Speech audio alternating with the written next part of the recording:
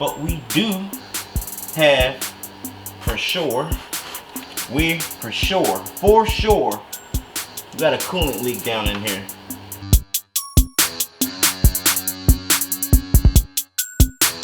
Leekautorepair. So sorry to be all up front in the camera. I had issues with like the autofocus coming in and out, so I gotta like try to be still because I can see the box screen over my face right now and on the side display just moving around. So Leekautorepair. Behind me I got a 2011 Audi A6 3.0 turbo, and it's 3.0T, but it's supercharged, but 3.0T V6. And with this engine, what are we doing? I'm going to remove the supercharger. Why? Because the engine has an internal leak with the crankcase pressure system, also known as the PCV valve system. And I'm going to be replacing the thermostat as well. I got some injector seals, some extra, whatever seals that I needed to get the job completed. Because it's going to be things I removed that I won't be able to reuse again. So once I go on a job like this, I dig in and get into the valley of the engine. There are things that you need to replace together. Don't just go in there for one thing. Go in there for what you can, so that way you don't have to go back in it. So, hit the like button, hit the subscribe button. Let's put some gloves on. Now, this is probably most likely, it's not going to be like a direct how-to video, but I'll give like tips and tricks and all that good stuff.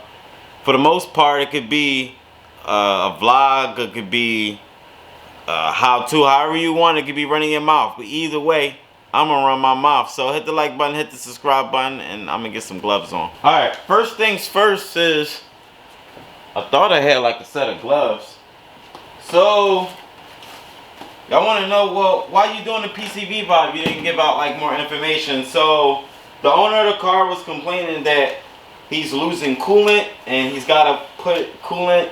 I forget how frequent he has to put coolant in, but I can literally tell from the reservoir that it was at the minimum line, and then yesterday it's a little lower. I did run it for a while yesterday because I needed to like find the leak, but he said that, I asked him, do you see any leaks on the ground? That's usually the first thing I ask people if, you know, they got problems with their car, especially like overheating issues or like loss of coolant issues, whatever it is. Make sure you look to see if you like losing coolant. So he said he didn't see any, like he didn't see him like lose coolant or anything. Like he looked underneath, he don't see any lost coolant. That's what I was trying to say. I'm like messing up my words and everything. So luckily I got experience with cars like this. I know what to do, right? So nothing to really like talk about too much, but I'm just going to start like removing things. And one of the things I am going to be removing is this supercharger belt, because it is going to be in my way when I remove the supercharger. So let's get the correct tools. Alright, so one of the things you're going to have to do is you're going to have to get this into service mode. Malik, what is service mode? How do I do that? What is this? Well, luckily I do have a video with this same car, me putting it into service mode. So, for me, I'm not getting into details on, it would help if I rotate the wheel, but I'm not getting into details on how to do it, is what I'm saying. Just watch the video. Usually like this damn 10mm bolt, they put that all the way in there. But luckily, we have extensions, right?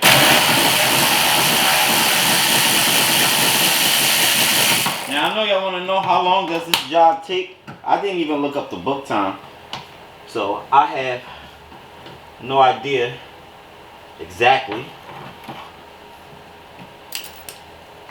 And here's a bolt.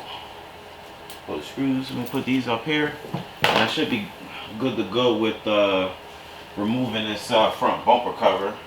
And there's a few screws on top that I'm going to remove. Give me a second. If I could remember, I remember one of these Torx was kind of seized or something. So whenever bolts or whatever seized, I'll leave it there and I'll find another way to remove it. So let's see if I can remember which one it was. I wasn't sure if it was the left or right one. So it's this one. The whole stud is spinning. So what I had did was, there are two smaller torques on the side that you can remove, and that would make your life, when I say your life very easy. Let's see if we can fish this out of here. Come on. Alright, we got it out. Let's put those up here with the rest of the bolts. And I'm going to get this side.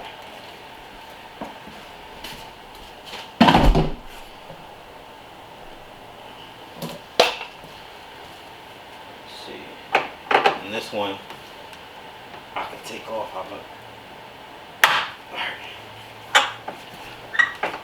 I believe we're free.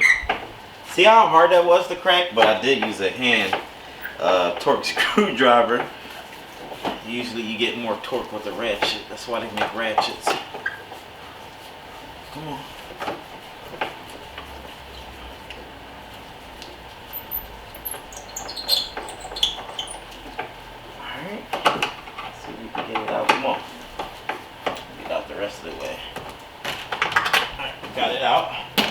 Now, see if we can. We got one more right here. And after that, we're going to tug on it. Don't get overwhelmed about how much stuff you had to remove. It's part of the process, and they always say, trust the process, right? Quote unquote. And I should be able to back it off a little bit. Okay, it's one side. And be careful like this, like removing the front cover completely. Why? It's because you still got other harnesses and stuff connected to it. For one, we got these headlight squirters. I believe that's what they are. Or it could be at least the where you put the tow bar that you screw inside, so that way you can tow the car. And we have fog light connectors down here.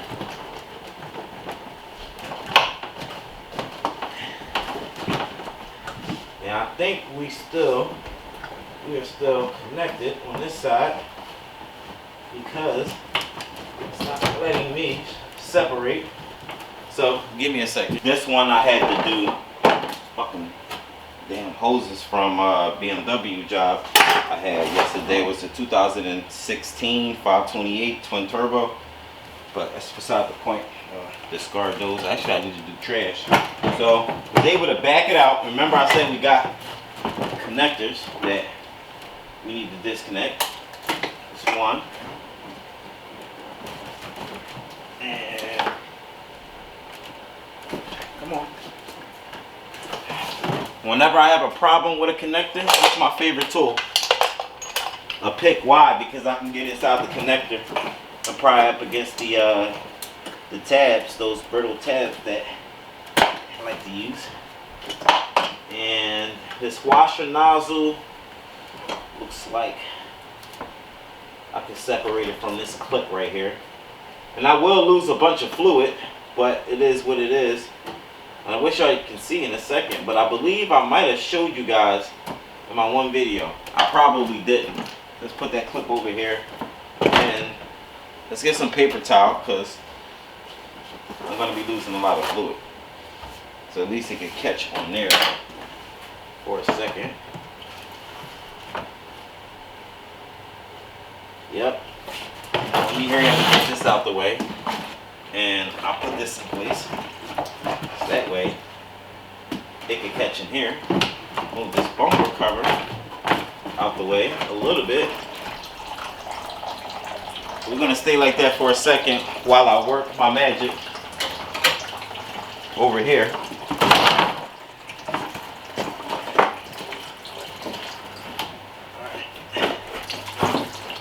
Let's let that finish out. And then I'm going to move this front bumper cover to a good known location. Give me a second.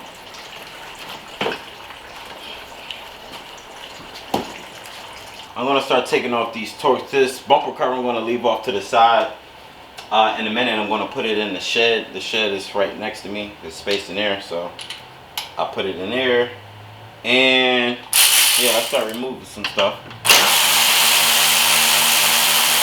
Now, the video gets dark a little bit, because I don't want to keep adjusting my ISO or like adjusting the shutter speed, because that like plays with the lighting, especially when it's dark. You know, a video is well produced or quality wise when you have proper lighting. So I may go to Walmart and I saw like this light, like tripod light thing. I'm gonna get that. I may get it, it depends, and because I want the area like well lit, and that's just better, especially for me when I'm editing. I can see better. But what I'm trying to say, cameras work best when it has like a sufficient amount of light. I'm messing up. Let's leave these two screws off to the side, because I'm just running my mouth and saying just about anything. So I gotta disconnect the headlights. Well, not disconnect, remove. Why? Because that's just what I remember. Getting this thing into service position, you won't be able to move this thing forward. The reason why I'm putting this thing in service position, because I got to take off that serpentine belt, and it's hard to remove, dig down in there, and I'm not about to be stressing over trying to get it removed, so do it my way.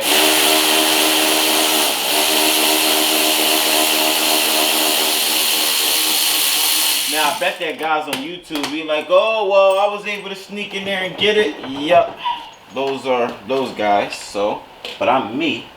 So give me a second. I'm going to get both of these headlights out. You see I got one more bolt mounted in some ugly place. Probably in the rear of here. Yep, right there. So I need to get in here with an extension and a 10. Actually, I'm sorry. A T30. Torx, get your butt in here. Come on. Come on. There we go.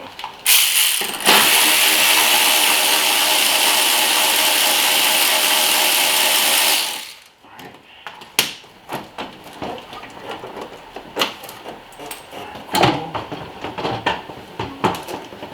Let's separate this headlight. See if I can, which I doubt, but I'm gonna lift up on this. You're killing me. Alright, got that. Be careful with these connectors. They're very brittle. Let's set this off right here. Now I have 4 bolts, 4 tornillos to remove.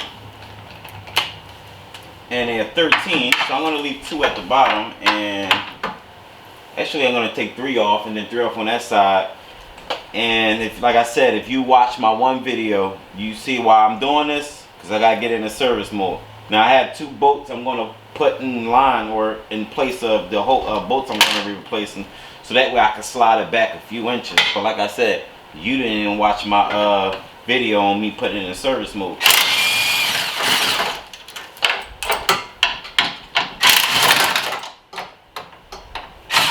Está bien.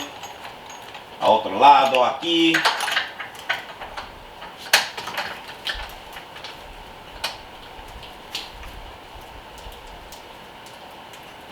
And then screw them all the way in. You don't want these to bend. So screw them in as much as you can. You see the length of the bolt? That's how much space I can get when I back everything out. So now, take the impact gun,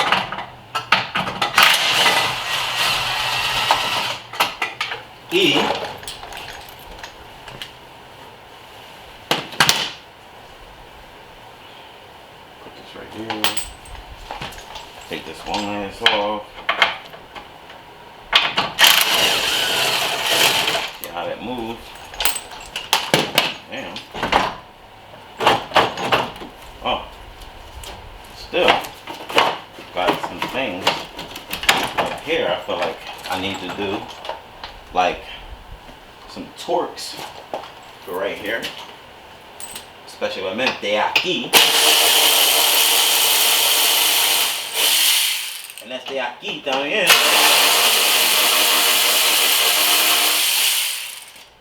Put those around. Now I'll be able to Now I'm in service mode. I got room to dig in. Tengo mucho espacio aquí. Gracias por eso. Y ahora voy a quitar la correa aquí. Dame un momento, por favor. Vamos. Let's remove these. I got this long extension. Pardon me. Oh my God, we gotta look for that. Don't worry, I heard it. It's probably on the shield. This actually is right here. So I know y'all, when y'all drop boats, some of y'all don't even go back for it. Y'all say toro. Alright.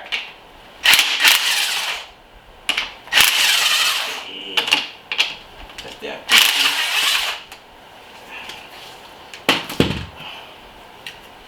Alright. I'll put these right here for now. Then I'm gonna keep removing some more stuff I know that I need to remove to get this off. So let's do some soul searching. I was able to get some better lighting from Harbor Freight light, so we're gonna rest my macro tool light, but I still need to get that light for the the cameras and stuff. So now I need to sneak into here because there are 2 Torx. By the way, what I'm doing is oh my God, I heard that hit the ground. I'll get that in a second too. And I'm gonna get this one. So I gotta remove, like, for instance, this evap line for the purge valve that connects right into this port. Connector for the throttle body, and then it looked like we got some pressure solenoids right here. So I'm just gonna take the whole adapter off. I mean, not adapter, the looks like some type of bracket plate or something like that. You know what? Don't even pay me no mind. Just I'm gonna end up putting those back in there later on. But for some reason, I don't remember taking the supercharger off before. I know I had it off once before, but don't be doing what I've been taking off unnecessary stuff. So I'm gonna put those 2 bolts back in there later on. But for right now, I need to keep on moving. So I disconnected that. Let's get you out of here. Let's see what more I have to disconnect. Look like we there, so I'm gonna keep on moving. I know I probably got something in the back to remove more. All I gotta say is the supercharger is gonna give you a problem coming out because of the studs. So if you got a way to remove the stud, I believe I still have something disconnected in the front. Let me see what that is.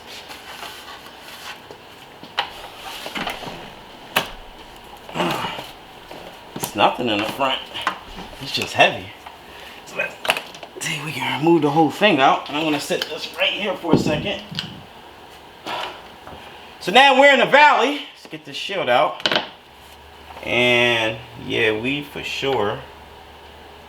a coolant leak coming from the thermostat, but good thing I ordered a thermostat.